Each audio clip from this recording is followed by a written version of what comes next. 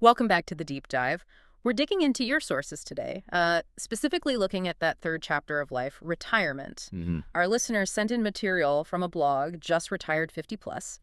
It's got loads of ideas for, an active retirement travel, learning tech skills, even scuba diving. Yeah, it really paints a picture of someone actively rebalancing your life, doesn't it? Mm. Moving way beyond just sort of sitting back. Exactly. But what's interesting is that alongside all these quite physically demanding things, there's this consistent recommendation for Tai Chi.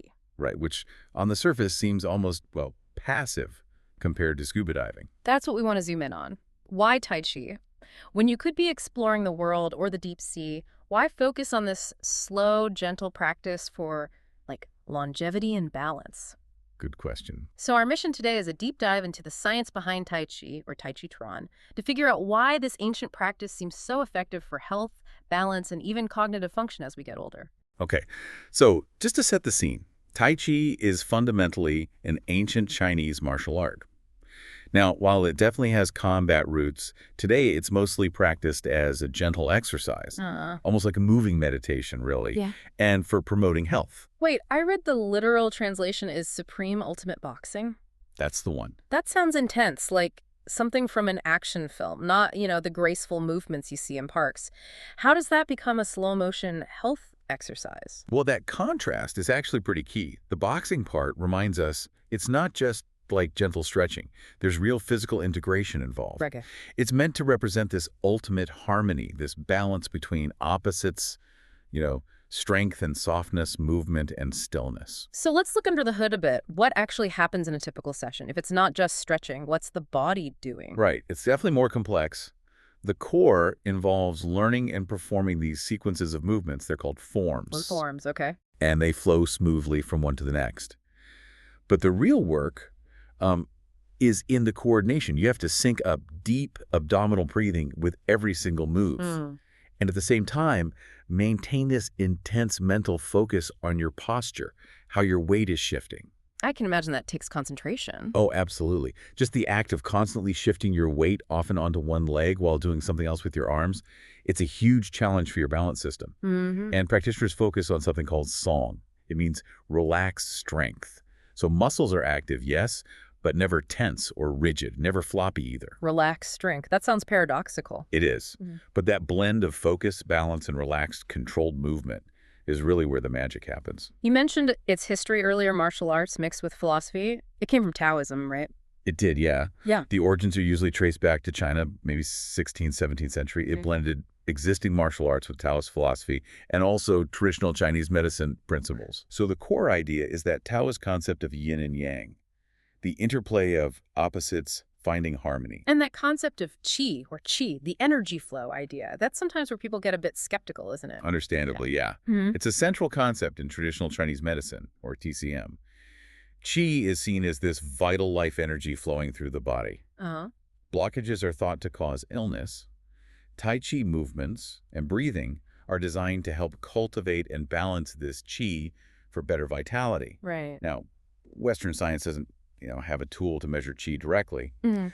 but the practice is designed to move it, the deep breathing, the rhythmic movement. We know those are good for circulation, oxygen levels, calming the nervous system. So there are measurable effects even if the explanation differs. Exactly. And if we're looking for a founder, the name that comes up is General Chen Wangting. That's right, Chen Wangting. He was a retired general, Ming Dynasty, 17th century. He's credited with developing the first formal style, the Chen style, in his village. So he synthesized martial techniques with these Taoist ideas. Pretty much, yeah. Breathing, meditation practices, the existing fighting forms, he brought them together. And that's the starting point for the different styles we see now.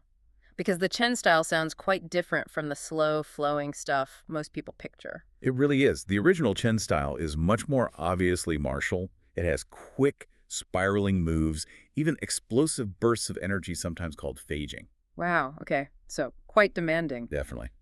Then, over time, other schools evolved from it. The Yang style is probably the most well-known globally. It came later and really softened things. How so? The movements became much larger, slower, more graceful. The focus shifted almost entirely to health and the meditative aspects. That's why it's so popular. It's just more accessible. Let's circle back to the philosophy for a second, because that seems crucial to what makes it different from just, say, going to the gym. We mentioned yin and yang and qi. What about wu wei, effortless action? Ah, Wu Wei. That's really the ultimate aim. It means moving with a natural flow, almost intuitively, rather than using brute force or fighting against things like gravity. How does that work in practice? In Tai Chi, it means releasing unnecessary tension, letting the movement kind of happen through you, rather than you forcing it. Yeah. If you tense up and rely on pure muscle, you get tired fast, you lose your balance. Right. But if you find that flow, the movements become sustainable, smooth, and, well, therapeutic. That whole idea of flow over force, it's such a contrast to how Western fitness often approaches aging, isn't it? Which tends to be about pushing harder, muscling through. It really is. Which brings us nicely to the so what for our listener. Why might this ancient approach be better for something critical like fall prevention compared to just lifting weights to strengthen your legs? Yeah, that's the million-dollar question, isn't it? And the answer seems to lie heavily in proprioception. Proprioception, that's your body's sense of where it is in space. Exactly, without needing to look. Now, weight training builds raw muscle strength, absolutely. But Tai Chi uniquely challenges and improves proprioception because you're constantly shifting your weight slowly, deliberately, often balancing on one leg while doing complex things with your arms. So you're training the nervous system's awareness, not just the muscle fibers. Precisely. You're fine-tuning postural stability. You're improving that communication loop between your brain, your muscles, and the balance sensors in your inner ear. Okay. And study after study shows it strengthens those crucial stabilizing muscles in the legs and improves overall balance control. It directly tackles the biggest cause of serious injury in later life. False. Beyond just stability, what other physical benefits are well established? Well, because it's so low impact and slow, it's fantastic for improving flexibility and range of motion. Yeah, It doesn't put that jarring stress on the joints. So good for arthritis, maybe. Invaluable for managing stiffness and pain from conditions like arthritis, yes. We also see good evidence for helping maintain bone density, which is key for osteoporosis risk. And the deep, sustained breathing really benefits cardiovascular health, too. And since it's often called meditation in motion, there must be significant mental benefits too. How does learning it help the brain? Yeah, the benefit here is sort of twofold. Mentally, the intense focus and the controlled breathing are powerful stress reducers. We see cortisol levels go down. Uh-huh. But cognitively, the act of learning, remembering, and executing those complex sequences, the forms demands constant attention, focus, spatial awareness. So you're basically running a complex mental program while you're doing the physical movements. Exactly. That cognitive dual tasking is incredibly beneficial. There's growing research suggesting Tai Chi can help slow down age-related cognitive decline. Really? Yes, and improve executive functions, things like planning, working memory, mental flexibility. It's a workout for your attention span, just as much as for your legs. It sounds so effective that it's actually being used clinically now, right? Integrated into treatment plans. Oh, definitely. It's moved firmly into the medical mainstream in many areas. For joint problems, the gentle movement can lubricate joints and reduce pain more safely than high-impact options. Makes And for neurological conditions, especially things like Parkinson's or stroke recovery, it's often recommended because it directly targets balance, gait, motor control, and maybe just as importantly, it builds confidence in moving again. Let's talk about the proof, the validation. We're not just relying on ancient wisdom here, are we? What's the scientific consensus? No, the backing is really quite robust now. You've got major health organizations, top medical journals, think the BMJ, JAMA Internal Medicine, publishing analyses and reviews. Okay. And they consistently confirm Tai Chi's positive role in healthy aging and preventing disease.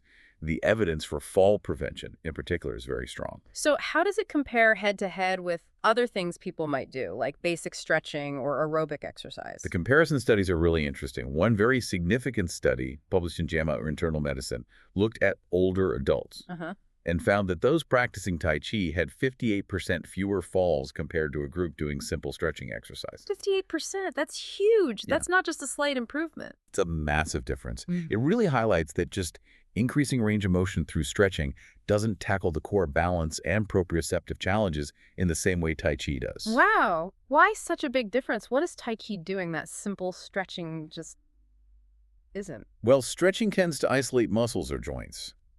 Tai Chi integrates the entire system: mind, breath, movement, balance. That 58% reduction strongly suggests the cognitive element is vital. The focus, the awareness. Yes, the intense concentration on the form, the breathing, that song or relaxed strength that seems to train the brain to react more quickly, to correct imbalances before they become a fall. It's training functional stability while you're actually moving. Not just static strength. Exactly. Yeah. And the research also shows that, like most things, commitment pays off. Longer practice durations, say 24 weeks or more, tend to yield greater benefits, including improvements in aerobic capacity too. Okay, so we have this practice that's ancient, philosophically deep, scientifically validated, and highly effective.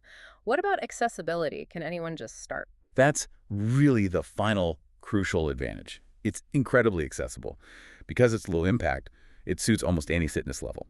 Right. And it can be adapted very easily. You could even do forms seated or holding on to support if needed. The risk of injury is minimal compared to, well, almost any other form of exercise. Get a point. And for our listener who's based in Ireland, according to the source blog, it mentioned classes readily available in places like Dublin, Galway, Clare. It's pretty global now. It offers a path to wellness that's both gentle and, frankly, quite profound.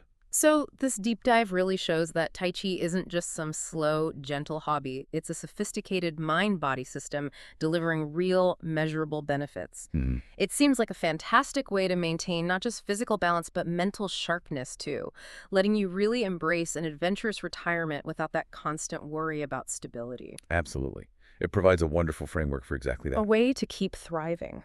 It does. And, if we go back to that lovely philosophical idea of wu-wei, effortless action, moving with flow, it offers a really interesting final thought for you, the listener. Ooh. If Tai Chi teaches this principle for physical movement, finding ease, working with gravity and momentum, not against it, Yeah. how might that same principle of effortless action apply beyond exercise? How could you use it in navigating the whole transition to retirement, tackling new interests, dealing with challenges? It sort of suggests that maybe true strength in life, as in movement, comes less from forcing things and more from finding that natural, mindful flow. Mm. Something to think about.